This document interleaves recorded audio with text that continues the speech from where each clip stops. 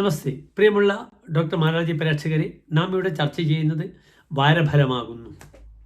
1200 മീനമാസം 18-ാം തീയതി, അതായത് 2025 ഏപ്രിൽ മാസം 1-ാം തീയതി മുതൽ, ചൊവ്വാഴ്ച മുതൽ ഏപ്രിൽ 7-ാം തീയതി വരെയുള്ള ഒരാഴ്ചക്കാലത്തെ ശുഭാശുഭ ഫലങ്ങളാണ് നാം ചർച്ച ചെയ്യുന്നത്. ഈ ഏപ്രിൽ 1 മുതൽ ഏപ്രിൽ 7 വരെയുള്ള ദിനങ്ങൾക്കിടയിലുള്ള പ്രത്യേകതകൾ എന്തെന്നുകൂടി നമുക്ക് ചിന്തിക്കണം. ഏതായാലും 29-ാം തീയതി ശനി മീനം രാശിയിലേക്ക് എത്തിച്ചേർന്നു. മറ്റൊരു പ്രധാനപ്പെട്ട വിഷയം ഈ വാരം വരുന്നത് ഏപ്രിൽ 3-ാം തീയതി ചൊവ്വ കർക്കിടകത്തിലേക്ക്, നീചരാശിയിലേക്ക് പ്രവേശിക്കുകയാണ്. ഈ രണ്ട് പ്രധാനപ്പെട്ട വിഷയങ്ങളാണ് നമുക്കിവിടെ ചർച്ച ചെയ്യാനുള്ളത്. അടുത്തതായി നാം ചർച്ച ചെയ്യുന്നു മിഥുനൻ രാശിക്കാരുടെ ശുഭാശുഭ ഫലങ്ങൾ.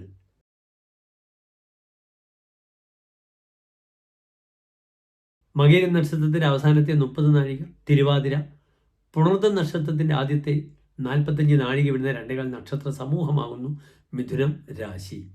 ഇവിടെ മിഥുനം രാശിക്കാർക്ക് ഇന്ന് രാശിയിൽ ചൊവ്വയാണ്. അത് 3-ാം തീയതി 2 ദിവസം കൊണ്ട് മാറി കർക്കിടകത്തിലേക്ക്, നീചരാശിയിലേക്ക് വരും. 4-ാം ഭാവത്തിൽ കേതു, 10-ാം ഭാവത്തിൽ സൂര്യൻ, ചൊവ്വ, ശുക്രൻ, രാഹു, ശനി, 11-ാം ഭാവത്തിൽ ചന്ദ്രൻ, 12-ാം ഭാവത്തിൽ വ്യാഴം. മിഥുനൻ രാശിക്കാർക്ക് ചൊവ്വ ഇന്ന് ലഗ്നത്തിലാണ്. അതത്ര ഗുണമല്ല. ശിരോജന്യമായ രോഗങ്ങളും പരാജയങ്ങളും ഒക്കെ ഉണ്ടാവുക. മിഥുനം ദ്വിവാദ രാശിയാണ്, അധോമുഖ രാശിയാണ്. 2 വീലറിൽ സഞ്ചരിക്കുമ്പോൾ ശ്രദ്ധിക്കണം. വാഹനാപകടം പെട്ടെന്ന് വരിക, അതിൻ്റെ പേരിൽ ബുദ്ധിമുട്ടുകൾ ഉണ്ടാവുക, അതിൻ്റെ ഒരു സമയമാണ്. ഏറ്റവും ശ്രദ്ധിക്കേണ്ടത് വാഹന വിഷയമാണ് മിഥുനം രാശിക്കാർ. ഇനി ചൊവ്വ 2-ാം ഭാവത്തിൽ പോകുമ്പോഴോ അവിചാരിതമായി ചില കാശുകളൊക്കെ വരും. പക്ഷെ ആ കാശ്, the utility of the money, അതെങ്ങനെ ഉപയോഗിക്കണം എന്നറിയില്ലെങ്കിൽ ആ ധനമൊക്കെ നഷ്ടപ്പെട്ടു പോകും. താൻ കഷ്ടപ്പെട്ട് സമ്പാദിച്ച ധനത്തിന് നാശമുണ്ടാകും 2-ാം ഭാവത്തിൽ ചൊവ്വ വരുമ്പോൾ. യഥാത്രായതേ മർക്കട കണ്ഠഹാരം പുനഃസന്മുഖം ഗോ വ്രജേത് വാദഭഗ്ന എന്നാണ് ഫലം പറഞ്ഞിരിക്കുന്നത്. കുരങ്ങിന് മാല കിട്ടിയതുപോലെയാണ് കയ്യിൽ കാശ് വന്നാൽ 2-ൽ ചൊവ്വ വരുന്ന അവസ്ഥ. അതാണ് അനാവശ്യമായ വാദപ്രതിവാദങ്ങളിലേക്കും ഒരാളെ വലിച്ചിഴക്കും ചൊവ്വ. പുനഃസന്മുഖം ഗോ വ്രജേത് വാദഭഗ്ന. താൻ കലഹിക്കുന്ന ആളുമായി അയാൾ നല്ല മുഖത്തോടു കൂടി അയാൾ പോകില്ലെന്നാണ്.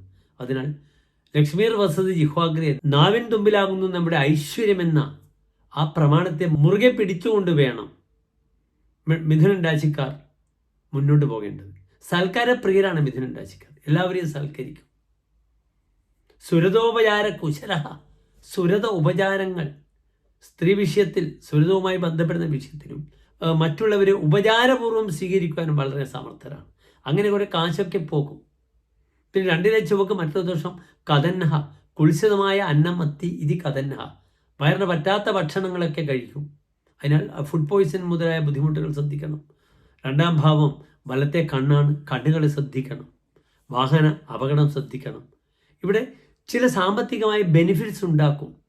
കാരണം ധനാധിപനായ ഗ്രഹം ചന്ദ്രൻ 11-ാം ഭാവത്തിലാണ്. അതൊരു പരിവർത്തന യോഗമാണ്. ചൊവ്വാക്ഷേത്രത്തിൽ ചന്ദ്രനും ചന്ദ്രക്ഷേത്രത്തിൽ ചൊവ്വയും നല്ലൊരു പരിവർത്തന യോഗമാണ്.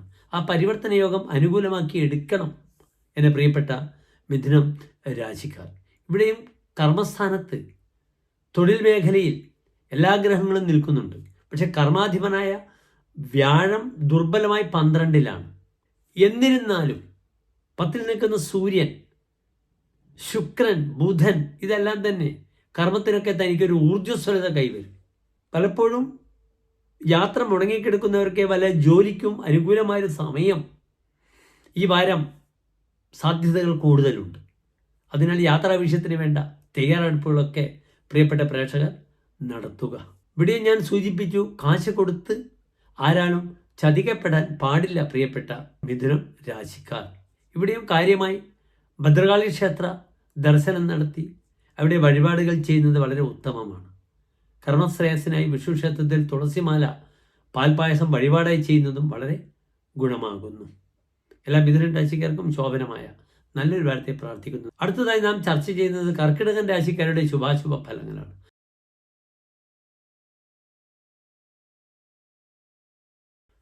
പുണർദം നക്ഷത്രത്തിൻ്റെ അവസാനത്തെ 15 നാഴിക പൂയം ആയില്യം നക്ഷത്രങ്ങൾ ഉൾപ്പെടുന്ന 2.25 നക്ഷത്ര സമൂഹമാകുന്നു കർക്കിടകം രാശി. ഇവിടെ കർക്കിടകം രാശിക്കാർക്ക് രാശിയിൽ മറ്റന്നാൾ ചൊവ്വ വരികയാണ്.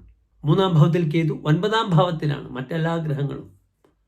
സൂര്യൻ, ബുധൻ, ശുക്രൻ, ശനി, രാഹു. പിന്നീട് കർമ്മസ്ഥാനത്ത് ചന്ദ്രനുണ്ട്. 10-ാം ഭാവത്തിലാണ് ലഗ്നപതിയായ ചന്ദ്രൻ നിൽക്കുന്നത്. 11-ാം ഭാവത്തിൽ വ്യാഴം. ഇങ്ങനെയാണ് ഗ്രഹസ്ഥിതി. ഇവിടെ ലഗ്നത്തിലെ ചൊവ്വയെ ഒന്നുകൂടി ശ്രദ്ധിച്ച് മുന്നോട്ട് നീക്കണം. അല്ലെങ്കിൽ അകാരണമായ ഈഗോസ് വരും. പല കാര്യങ്ങൾക്കും പിടിവാശി, താൻ പറഞ്ഞ കാര്യത്തിൽ മാത്രം ഉറച്ചു നിൽക്കുക. ഇതൊക്കെ ബുദ്ധിമുട്ടുകൾ ഉണ്ടാക്കാതെ നോക്കുക കർക്കിടകൻ രാശിക്കാർ. ലഗ്നത്തിലെ ചൊവ്വയുടെ ധർമ്മം അത്ര നല്ലതല്ല. വിലഗ്നേ കുജേ ദണ്ഡലോഹ അഗ്നി ഭീതി. ദണ്ഡലോഹ അഗ്നി, ദണ്ഡം വടിയാണ്. ലോഹം, ലോഹസാധനങ്ങൾ. അഗ്നി, തീ, ഇതുകൊണ്ട് ഭയമുണ്ടാവുക. തപേൻ മാനസം കേസരിക്കും ദ്വിതീയ. തൻ്റെ പരാക്രമം ഒക്കെ തനിക്ക് പ്രകടിപ്പിക്കാം. പക്ഷെ പലപ്പോഴും സിംഹത്തെ പോലെ മനസ്സ് തപിക്കുമെന്ന് ഫലം പറഞ്ഞിരിക്കുന്നു. കളത്രാതിഘാത ശിരോ നേത്രപീഡ. കണ്ണുകൾക്കും ശിരസ്സിനുമുണ്ടാകുന്ന രോഗങ്ങൾ, ഭാര്യയ്ക്കുണ്ടാകുന്ന ശാരീരികമായ അല്ലെങ്കിൽ മാനസികമായ അസ്വസ്ഥതകൾ. വിഭാഗേ ഫലാനം സദൈവോപസർഗ. പല കാര്യങ്ങളും പ്ലാൻ ചെയ്ത് അവസാനം അനുഭവത്തിൽ വരുമ്പോൾ പുഴുക്കുത്തുകൾ ഉണ്ടാകും. അതിനാൽ ശ്രദ്ധിക്കുക. ഇവിടെ സാമ്പത്തികം വരേണ്ട എല്ലാ യോഗമുണ്ട്. കർക്കിടക രാശിക്കാർക്ക് ധനാധിപനായ സൂര്യൻ 9-ാം ഭാവത്തിൽ നിൽക്കുന്നു. പ്രബലമായ ജോലിക്ക് അനുകൂലമായ സമയമാണ്.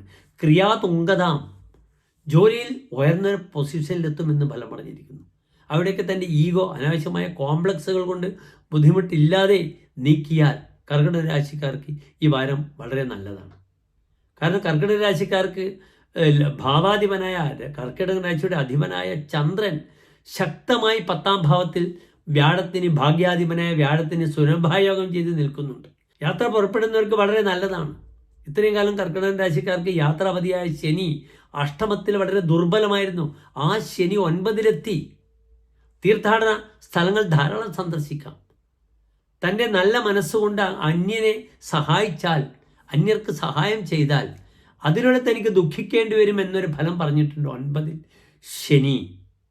തൻ്റെ സ്നേഹബുദ്ധി, ദീനബുദ്ധി കൊണ്ട് മറ്റൊരാളെ സഹായിച്ച് അത് തനിക്ക് പാരയാകും. അതിനാൽ കർമ്മമേഖലയിലും മറ്റ് സഹായ ഹസ്തങ്ങൾ എത്തിക്കാവുന്ന സ്ഥലത്തുമൊക്കെ തന്നെ വളരെ അധ്വാനിച്ച് നന്മകൾ ചെയ്താൽ തനിക്ക് പലപ്പോഴും അത് പാരയായിത്തീരും. അത് ജോലി സങ്കേതത്തിലായാലും മറ്റേത് മേഖലയിലായാലും ശ്രദ്ധിക്കുക. സഹോദരങ്ങൾക്ക് അത്ര നല്ലതല്ല. തപ്യത സോദരയാണ് എന്നാണ് 9-ൽ സൂര്യൻ നിൽക്കുമ്പോൾ പറഞ്ഞിരിക്കുന്നത്. സഹോദരങ്ങളാൽ ബുദ്ധിമുട്ട് അനുഭവപ്പെടും. അപ്രകാരം തന്നെ അച്ഛൻ്റെ ആരോഗ്യ വിഷയം നോക്കണം. കാരണം ഇവിടെ ഗ്രഹങ്ങൾക്കൊക്കെ മൗഢ്യമാണ്. ബുധന് മൗഢ്യമാണ്, ശുക്രന് മൗഢ്യമാണ്, ശനിക്ക് മൗഢ്യമാണ്. സൂര്യൻ ബലവാനായി നിൽക്കുന്നു.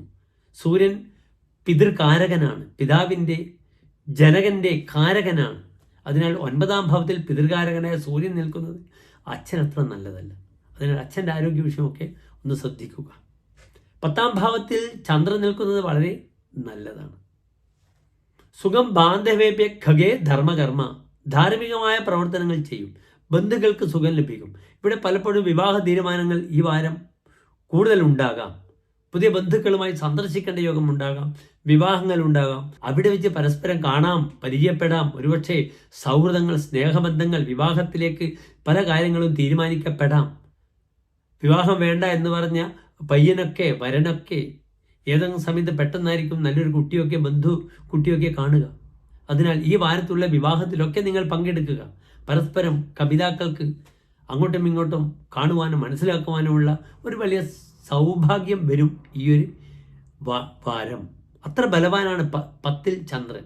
ശം നരേശാദിതോപി. രാജാവിൽ നിന്ന് ധനം കിട്ടുമെന്നാണ് ഞാൻ സൂചിപ്പിച്ചു. ജോലി സമയത്ത് വളരെ അനുകൂലമായ സമയമാണ്. ജോലിയിൽ അംഗീകാരം ലഭിക്കുക. നവീന അങ്കന വൈഭവേ സുപ്രിയത്വം. തനിക്ക് നല്ല പ്രിയത്വം വരും. പുത്തൻ പെണ്ണ് വീട്ടിൽ വരുമെന്നാണ്. പുരോജാതകയെ സൗഖ്യമൽപ്പം കരോതി. തൻ്റെ ആദ്യ സന്താനത്താൽ തനിക്ക് സുഖം കുറയും. അതിനാൽ സന്താന വിഷയത്തിലേക്ക് കുറച്ചും കൂടി ജാഗ്രത പാലിക്കണം. മറ്റെല്ലാ കാര്യങ്ങൾക്കും കർക്കിടക രാശി വളരെ അനുകൂലമാണ്. ഈഗോ മാറ്റിവെക്കുക. നിങ്ങൾക്ക് മുന്നോട്ടുള്ള വാതിലുകൾ തുറക്കപ്പെട്ടിരിക്കുന്നു. അല്ല, കർക്കിടക രാശിക്കാർക്കും ശോഭനമായ നല്ല ഒരു വാരത്തെ പ്രാർത്ഥിക്കുന്നു.